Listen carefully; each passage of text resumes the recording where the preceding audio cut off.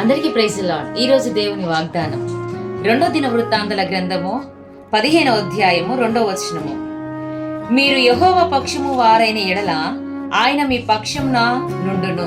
ప్రియ దేవుని బిడ్డ, ఈ లేఖన భాగాన్ని మనం చూసినట్లయితే ఆశా ప్రవక్త గురించి ఇక్కడ మాట్లాడుతున్నట్టుగా మనం చూస్తా ఉన్నాం.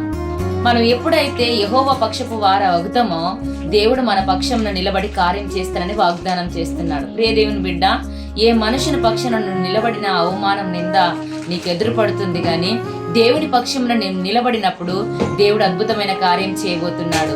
ఇట్టి వాగ్దానము మనందరి పట్ల దేవుడు నిశ్చయంగా నెరవేర్చునుగాక. ప్రార్థన. మమ్మల్ని మిక్కిలిగా ప్రేమిస్తున్న మా ప్రియ పరలోక రాజా, నీకు వందనాలయ్యా. యేసయ్యా, నీకే స్తోత్రం. మీరు ఇచ్చిన చక్కటి వాగ్దాన వాక్కులకే వందనాలు ప్రభా.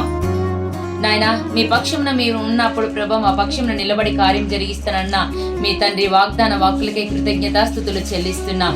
ఎంతమంది బిడ్డలైతే ఈ దినమున తండ్రి బర్త్డేలు, మ్యారేజ్ డేలు, మంచి పనులను తండ్రి పూనుకుంటున్నారో వారి జీవితంలో నూతనమైన కార్యమును జరిగించి ఆశీర్వదించుమని నజరేయుడైన యేసుక్రీస్తు నామములో వేడుకుంటున్నాం తండ్రి. ఆమేన్. Praise the lord.